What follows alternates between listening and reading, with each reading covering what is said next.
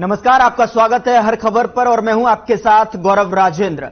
राजनांदगांव जिले में छत्तीसगढ़ के प्रभारी मंत्री अमरजीत भगत ने हर खबर हिंदी सैटेलाइट न्यूज चैनल के कार्यक्रम का उद्घाटन किया कार्यालय का। वहीं प्रदेश महामंत्री तरुण सिन्हा, प्रदेश युवा आयोग के अध्यक्ष जितेंद्र मुदयालार और जिला सहकारी केंद्रीय मर्यादित बैंक के अध्यक्ष नवाज खान सहित कई लोग मौजूद रहे। इस दौरान छत्तीसगढ़ के स्टेट कोऑर्डिनेटर राकेश राजपूत ने राजनांदगांव के प्रभारी मंत्री अमरजीत भगत, राजनांदगांव की महापौर हेमा देशमुख और जिला सहकारी केंद्रीय मर्यादित बैंक के अध्यक्ष नवाज खान से खास बातचीत की।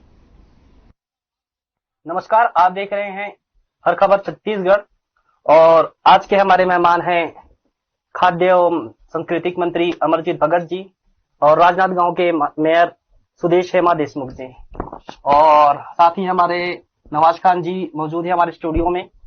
आप सभी का बहुत बहुत स्वागत करता हूं मैं। मंत्री जी, सीधे मुद्दे पे आते हैं।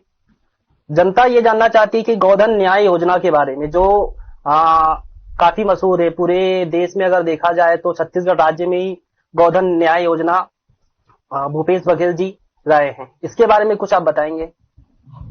सबसे पहले तो हर खबर कार्यालय की शुभ अवसर पर मैं आपको बधाई देता हूं।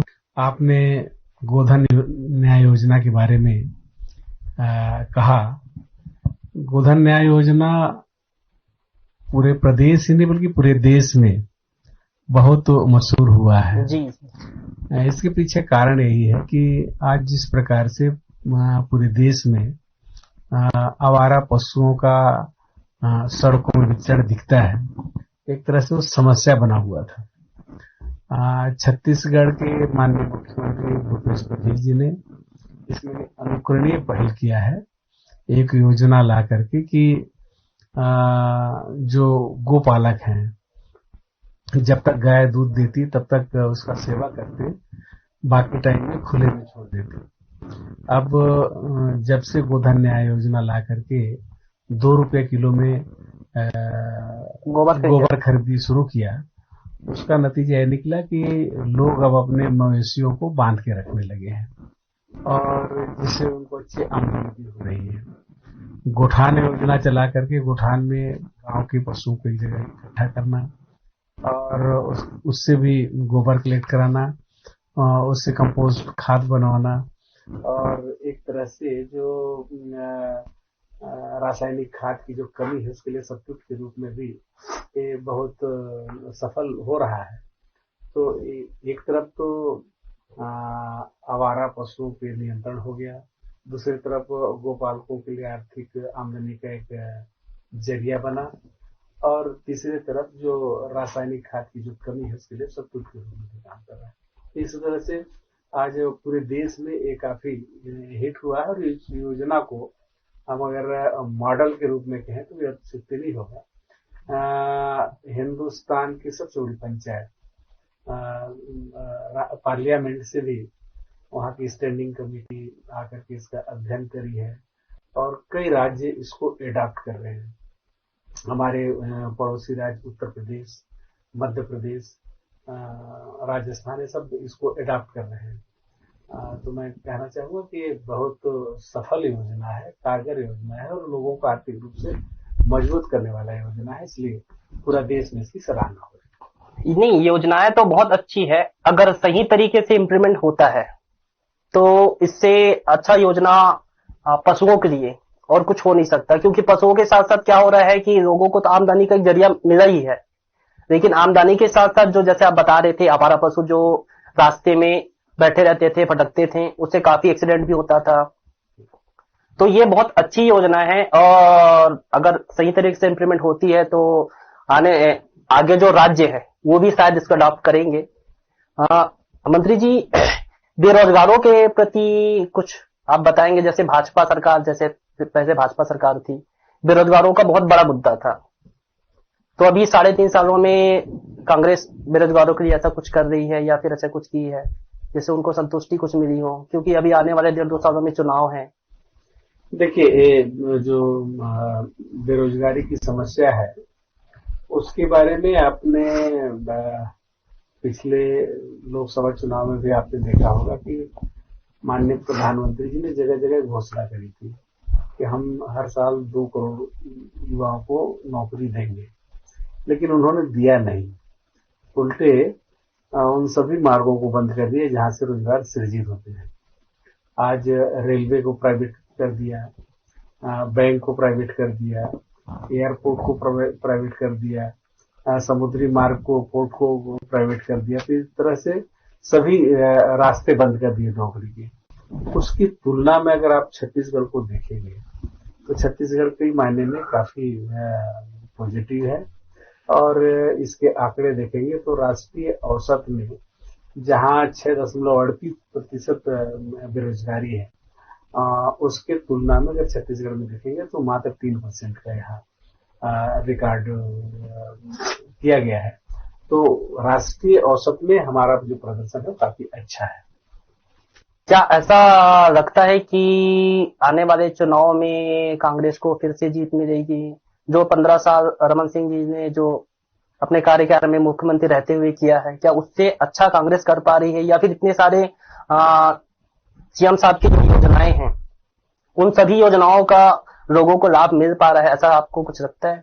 देखिए, तो आप तुलनात्मक रूप से देखिए और राष्ट्रीय परिदृश्य में भी देखिए तुलनात्मक रूप से, तो बेहतर छत्तीसगढ़ को पाएंगे।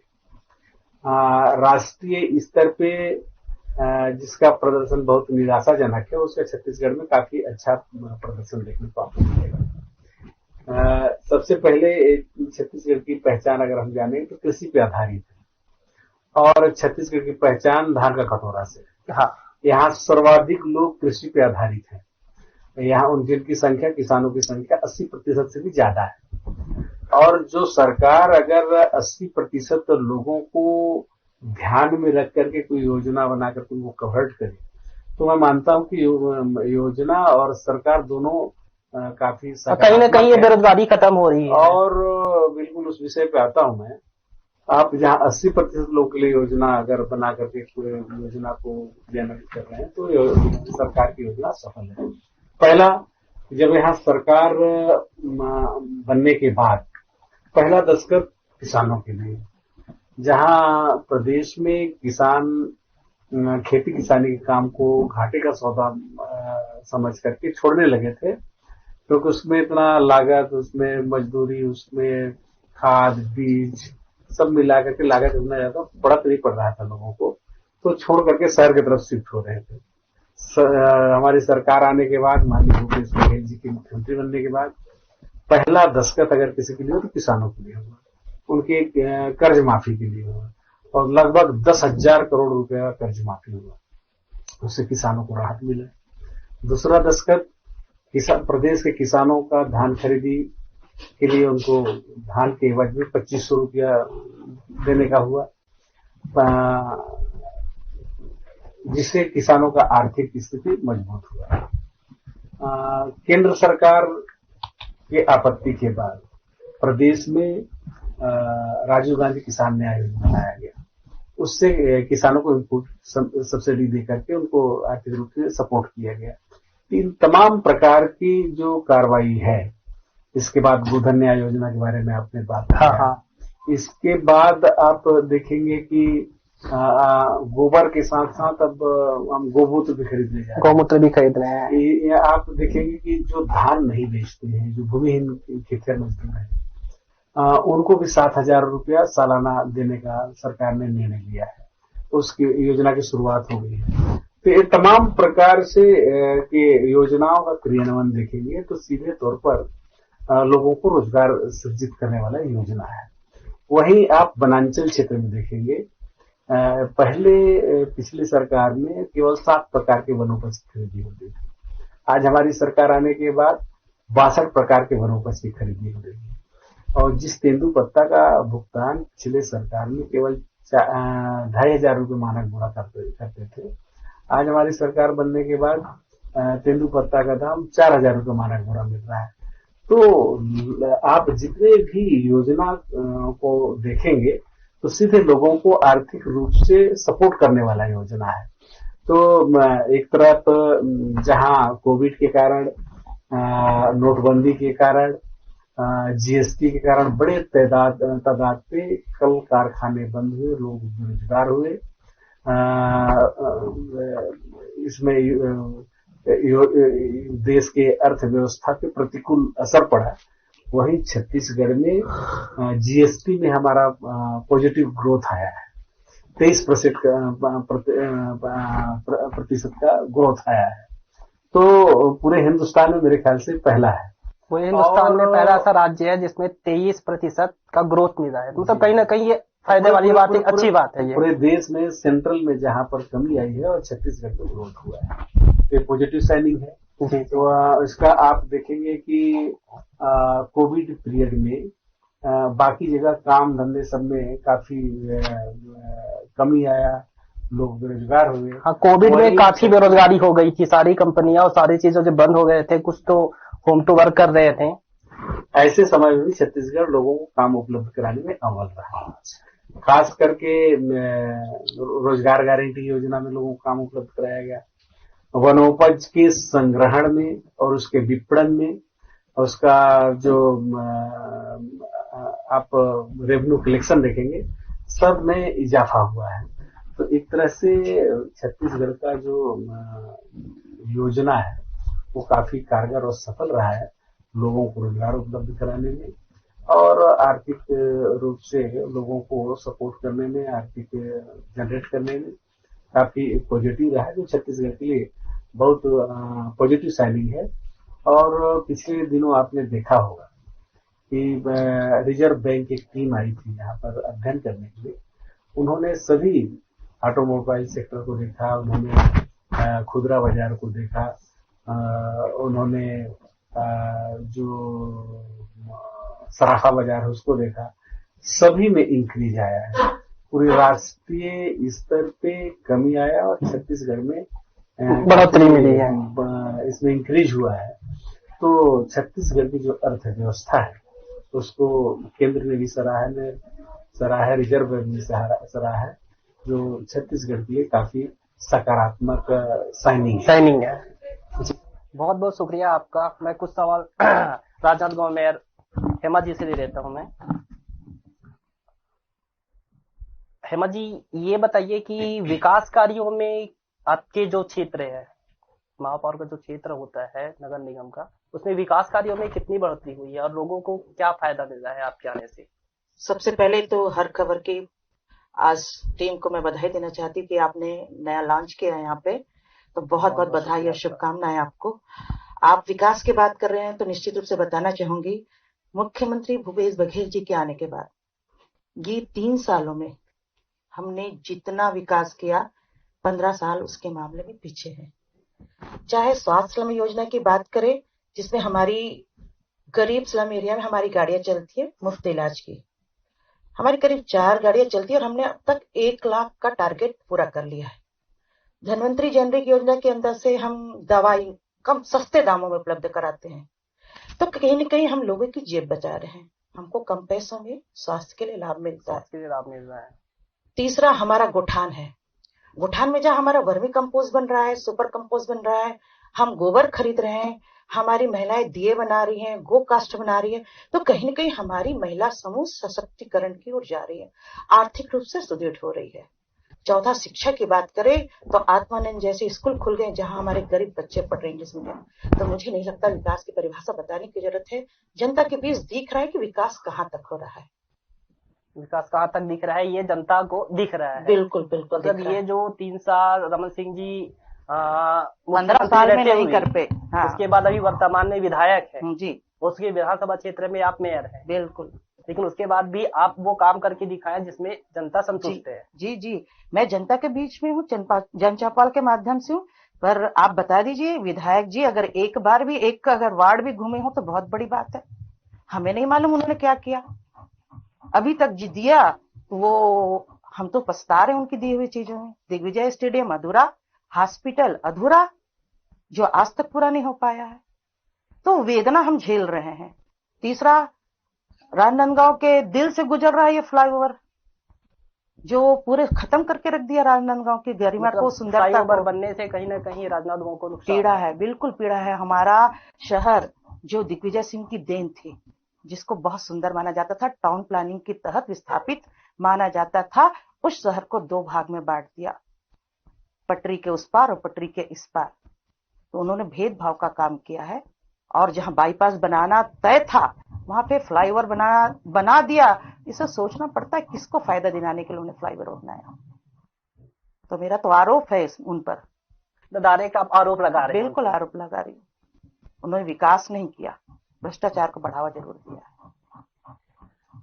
जैसे कि आप कह रहे हैं, मान लेते हैं अगर कांग्रेस इस बार आपको विधानसभा चुनाव में उतारती है तो आप उसको कैसे जीत दिलाएंगे? टिकट की जो तय करते हैं हमारे मुख्यमंत्री जी भूपेश बघेल जी करते हैं। टिकट तो बात का है जी। मेरा कहने का मतलब ये था कि 3 साल मुख्यमंत्री रहते हुए रमन सिंह जी विधानसभा यहाँ से थे, बिल्कुल वर्तमान विधानसभा यहाँ से बिल्कुल। है। आप मेयर रहते हुए आप इतना विकास कार्य कर रहे हैं, बिल्कुल अगर उसको देखते हुए जी। अगर आपको टिकट अगर कांग्रेस से सपोज देते हैं तो अगर दिया जाए तो? देखिए, विधायक कोई भी बनेगा तो कांग्रेस का ही। नहीं, कांग्रेस तो बनेगा ही, कांग्रेस बनेगा। और फिर जहां हम मेयर रहते, हमको किसी चीज की कमी नहीं है हमारी सरकार की योजनाओं को इम्प्लीमेंट करने पे। आप सोचते हो एक विधायक जब यहाँ का हो जाएगा, सांसद जब यहाँ का हो जाएगा और मेयर भी यहाँ का हो जाएगा, तो विकास की गंगा बहेगी, कोई कमी नहीं रहेगी। मतलब ये मान लिया जाए कहीं ना कहीं जनता आपसे संतुष्ट है? बिल्कुल, जनता के सारे काम हो रहे हैं। देखिए 100% तो कोई नहीं कर पाता, मैं भी नहीं बोल पाऊंगी 100% नहीं कर पाते हम, लेकिन 100% देने की कोशिश करते हैं और निश्चित उसमें हम उस पर सफल हैं। बहुत बहुत शुक्रिया आपका जी। नवाज जी, आप कुछ बताइए सीएम साहब के कुछ योजनाओं के बारे में।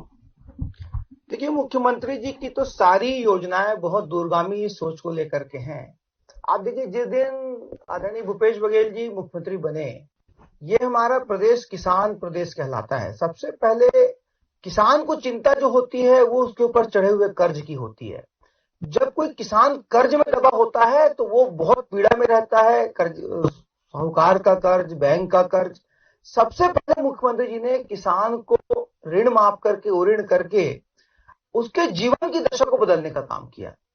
तो जब किसान ऋण मुक्ति से पा गया, अब उसके सामने केवल एक समस्या थी कि जो खून पसीने की कमाई से जो पैदावार उगाता है, जो धान की खेती करता है, जो मक्के की खेती करता है, ये जो अन्य जो जंगल क्षेत्र के लोग जो जंगली उत्पाद की खेती करते हैं, जंगल से जो लाते हैं, तेंदुपत्ता तोड़ने वाले, उनको उनका वाजिब हक मिलने की जो बात है, इस सरकार ने सबसे पहले किसानों का ऋण माफ किया, उनको एक लेवल पे लाया। दूसरा, उनके खून पसीने की कमाई धान, उसका 2500 रुपए समर्थन मूल्य देकर ये सरकार देश की पहली सरकार बनी, भूपेश बघेल जी की सरकार, जो देश में सबसे ज्यादा कीमत पे धान खरीदने वाली सरकार है। आप देखिए, जैसे माननीय मंत्री जी बता रहे थे, जैसा हम लोग लगातार पढ़ रहे हैं, जहां देश की अर्थव्यवस्था नीचे जा रही है और छत्तीसगढ़ की अर्थव्यवस्था ऊपर जा रही है, देश में बेरोजगारी का दर बढ़ रही है और छत्तीसगढ़ में बेरोजगारी की दर घट रही है, हमारी क्रय शक्ति बढ़ रही है। आज ऑटोमोबाइल सेक्टर हो, ट्रैक्टर्स हो, आज जब हर 3 महीने में 1500 करोड़ रुपए भूपेश बघेल जी की सरकार किसान के खाते में डालती है, तो बाजार में रौनक वापस आ जाती है।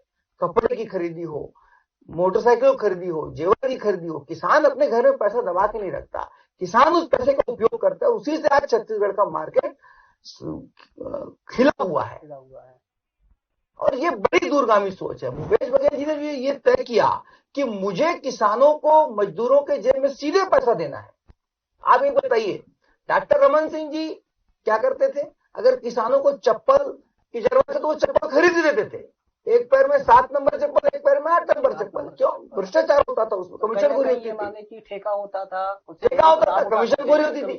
आप ये बताइए, आज किसान अपने पसंद से ब्रांडेड चप्पल खरीद सकता है, ये स्थिति आदरणीय भूपेश बघेल जी ने कर दी। दूसरा, मोबाइल का जमाना था। आप बताइए, गांव-गांव, घर-घर मोबाइल बांटने का काम किया गया।